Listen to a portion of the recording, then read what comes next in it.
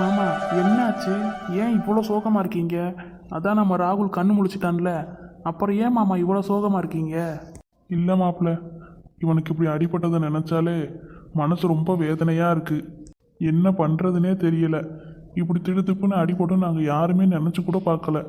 இப்படி வந்து ஆஸ்பத்திரியில் அடிபட்டு போய் கிடக்கானே. விடுங்க மாமா, என்ன செய்கிறது? ஏதோ ஒன்று நடக்கணும்னு இருந்திருக்கு, அது இப்படி ஆயிடுச்சு. என்ன செய்ய, இதோடையாச்சும் போயிடுச்சேன்னு சந்தோஷப்படுங்க. பெரிய அடியாக இருந்திருந்தா என்ன பண்ணுறது? ஆமாம் மாப்பிள்ள, அப்படி நினச்சி தான் நானும் கொஞ்சம் மனசை தேத்திக்கிறேன். சரி, நீங்கள் 2 பேரும் போய் பார்த்துட்டு வந்துட்டீங்கல்ல, நான் போய் அவனை பார்த்துட்டு வரேன். ஏங்க, அவனை தூங்க சொல்லிட்டு வந்திருக்கேன். நீங்கள் பாட்டுக்கு அவன் தூங்கிட்டு இருந்தானா உசுப்பி விட்றாதீங்க. தூங்காமல் இருந்தால் போய் பேசுங்க, தூங்குனான்னா உசுப்பாதீங்க. அப்படியே பார்த்துட்டு மட்டும் வந்துடுங்க. ஆ அதெல்லாம் எனக்கே தெரியும். நீ பேசாமல் இரு, நான் போய் அவனை பார்த்துட்டு வரேன். அப்போ தான் எனக்கு கொஞ்சமாச்சும் மனசு நிம்மதியாக இருக்கும். சரி மாமா, நீங்கள் போய் பார்த்துட்டு வாங்க. சரி மாப்பிள்ள, நான் போய் பார்த்துட்டு வந்துடுறேன். சொன்னால் ஒரு வார்த்தை கேட்குறாரான்னு பார்த்தியால உங்கள் மாமா? இவரை மாதிரியே அப்படியே தான் இருக்கா அந்த பயலும். நான் சொல்கிறது எதையுமே கேட்க மாட்டேங்கிறான். ஏக்கா விடு, ஏதோ ஆனதான் ஆகி போச்சு. இதுக்கு மேலே நடக்க வேண்டியதை பார்ப்போம். அந்த பயலை இனிமேல் வெளியே எங்கேயாச்சும் போனான்னா ரொம்ப பத்திரமா பார்த்துக்க. என்ன ஏது, எங்கே போகிற, எங்கே வர எல்லாத்தையும் கேட்டுட்டு அப்புறமா வெளியே அனுப்பு. முக்கியமாக அந்த காரு பைக்குகளை கையிலேயே கொடுக்காத, அதுதான் நல்லது. ஏதோ தலைக்கு வந்து தலைப்பாக்கையோடு போச்சேன்னு நிம்மதியாக இருக்குது. இது மட்டும் இல்லாமல் பெருசாக ஏதாச்சும் ஆகியிருந்தா என்ன பண்ணுறது? ஒன்று கிடக்க ஒன்று ஆகியிருந்தா என்ன பண்ண முடியும்? நீ அவனுக்கு வண்டியை கொடுக்குறது நிப்பாட்டு. நான் எங்களை கொடுக்குறேன் அவனுக்கு? என்கிட்ட சொல்லாமல் கொள்ளாமல் எடுத்துகிட்டு போயிருக்கான். எனக்கே தெரியாது. ஆ தெரியும் தெரியும். இப்போ அவன்கிட்டே அதை தான் சொல்லி சத்தம் போட்டு வந்தேன். அம்மாவுக்கு தெரியாமல் எதுவும் எடுத்துகிட்டு போகக்கூடாது, வைக்கக்கூடாது. காரை எதுக்கு இப்போ அம்மாவுக்கு தெரியாமல் எடுத்துகிட்டு போனான்னு சொல்லிட்டு தான் வந்திருக்கேன். அவனும் சரி மாமா இனிமேல் எடுத்துகிட்டு போக மாட்டேன்னு சொல்லியிருக்கான். அதுக்கு மேலே இனிமேல் எடுத்துகிட்டு போகிறான் வைக்கிறான் அப்படின்னா நீயும் கொஞ்சம் அவனை கவனமாக பார்த்துக்க. ஆ சரில தம்பி, கண்டிப்பாக நான் அவனை பார்த்துக்கிறேன். ஆனால் அவன் தான் நான் சொல்கிறத கேட்கவே மாட்டானே. அவன் நீ சொல்கிறத கேட்கலைன்னா மாமாவுக்கு சொல்லு, மாமாட்ட சொல்லு. அப்படி மாமா சொல்லியும் கேட்கலைன்னா என்கிட்ட சொல்லு.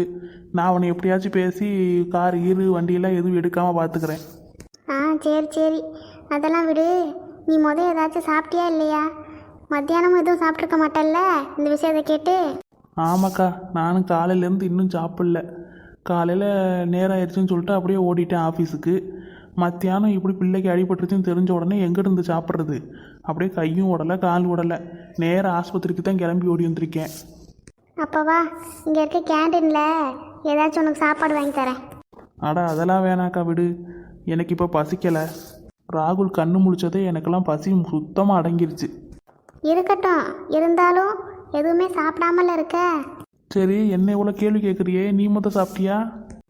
இல்லை, நானும் சாப்பிடலை. மத்தியானம் சாப்பிட்டதான்.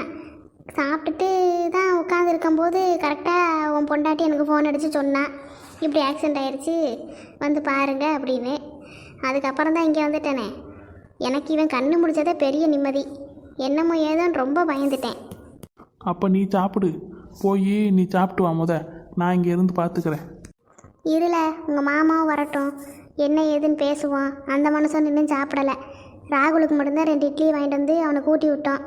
அதுக்கப்புறம் இன்னும் ஒன்றும் பண்ணலை. வரட்டும், அவர் வரவும் என்ன பண்ணுறதுன்னு பார்க்கலாம். அப்போ சரி. ஐயோ ராகுல், உனக்கு என்னாச்சு? என் நண்பனை எங்க? அதோ தூரத்தில் ஒரு டாக்டர் வராரு, அவர்கிட்ட கேட்போம். டாக்டர் டாக்டர் நில்லுங்க டாக்டர், மொட்டை டாக்டர். ஏப்பா யாரு நீ? இந்நேரத்தில் வந்துக்கிட்டு மொட்டை டாக்டர் அது இதுன்னு சொல்லிக்கிட்டு இருக்க? நைட்டு நேரத்தில் விசிட்டருக்கெல்லாம் அளவு கிடையாதுன்னு உனக்கு தெரியாதா? டாக்டர் டாக்டர் கோவப்படாதீங்க மொட்டை டாக்டர். ஏப்பா நீ மொட்டை டாக்டர்னு கூப்பிடுறத நிப்பாட்டுப்பா. நாங்கள் என்ன முடி வளர்ந்தா வேணாம்னா சொல்கிறோம்? அது வளர்ந்து தொலைய மாட்டேங்குது. பிறந்ததுலேருந்து இப்படியே முழுக்கட்டின்னு முட்டையாக இருக்கு. நான் என்ன பண்ண முடியும் அதுக்கு? உடனே நீ மொட்டை டாக்டர்னு கூப்பிடுவியா? இன்னொரு தடவை அப்படி கூப்பிட்டேன்னு வச்சுக்கோ, உன்னை இந்த ஆஸ்பத்திரி பக்கமே சேர்க்க மாட்டேன். பிடிச்சி வெளியே தள்ளிடுவேன் பார்த்துக்க. ஐயோ சாரி டாக்டர், எனக்கு கொஞ்சம் உதவி பண்ணுங்க டாக்டர். என்ன உதவி? வாந்தி போதா பேதி போதா சொல்லு, எதுவாக இருந்தாலும் மாத்திரை எழுதி கொடுக்குறேன். என்ன நீ இதுக்கே சாத்தாயி வாயை பொழக்கிற? அதோட பெரிய பிரச்சனையோ? ஐயோ டாக்டர். என்னப்பா பெரிய வியாதியோ? சரி சரி, அப்போ அந்த பெட்டில் ஏறிப்பாடு. நான் நர்ஸை கூப்பிட்டு வந்து உனக்கு ட்ரிப்ஸ் ஏற்ற சொல்கிறேன்.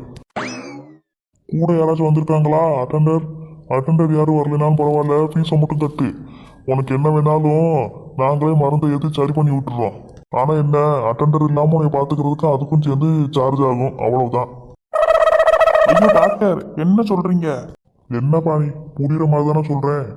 ஒரு நாளைக்கு அட்டெண்டர் இல்லாமல் நாங்கள் பார்த்துக்கிறதுக்கு 3000 ரூபாய். அப்படி எத்தனை நாள் இருக்கியோ அத்தனை நாளைக்கு நீ தான் காசு கொடுக்கணும். அது போக ட்ரீட்மெண்ட்டுக்கு தனியாக, அவ்வளோதான். டாக்டர், எனக்கு ஒரு பிரச்சனையும் இல்லை. அப்புறம் எதுக்குப்பா நீ இங்கே வந்திருக்க? எங்கள் நேரத்தை வேஸ்ட் ஆகிறதுக்கு வந்திருக்க? இங்கே பாரு, ஆஸ்பத்திரிக்குள்ளே வந்துட்ட, ஒரு ஊசியாச்சும் போட்டுட்டு போ. அப்போ தான் எனக்கு மனசு திருப்தியாக இருக்கும். இவர் டாக்டரா இல்ல பைத்தியக்காரரா? சும்மா எப்படி ஊசி போட முடியும்? இவர் ஏன் இப்படி பேசிட்டு இருக்காரு? என்னப்பா, ஊசி போட்டுருவோமா? இவ்வளோ தூரம் வந்துட்டு ஊசி போடாமல் போனால் எப்படி? சரியா போச்சு. என் நண்பே ராகுல பார்க்கலாம் நான் இங்க வந்தேன். இந்த ஆள் என்னன்னா என்னைய பேஷண்ட் ஆக்கி குளுக்கோஸ் ஏற்றி படுக்க வச்சிருவான் போல இருக்கே. இந்த ஆள்கிட்ட கேட்காம நான் வேற யார்கிட்டயாச்சும் கேட்டிருக்கலாம் ரூம் எங்க இருக்குன்னு. போய் இந்த ஆள்கிட்டயே கேட்பேன். ஐயோ, இப்போ எப்படி இந்த ஆள்கிட்ட இருந்து தப்பிக்கிறது? ஊசி போடாம விட மாட்டான் போலயே, ஊசி சைக்கோ. இப்போ இந்த ஆள்கிட்ட இருந்து நான் எப்படி தப்பிக்கிறது? என்னப்பா தம்பி, வா வந்து ஒரு ஊசியை போட்டுக்க. இங்க பாருங்க டாக்டர், நான் கூட எனக்காக வரல, என் ஃப்ரெண்டுக்கு ஆக்சிடென்ட் ஆயிடுச்சுன்னு சொன்னாங்க, அதனால அவனை பார்க்க தான் நான் இங்க வந்தேன். நீங்க என்னன்னா என்னையவே பேஷண்ட் ஆக்கி ஊசி போட்டு படுக்க வச்சிருங்க போலயே.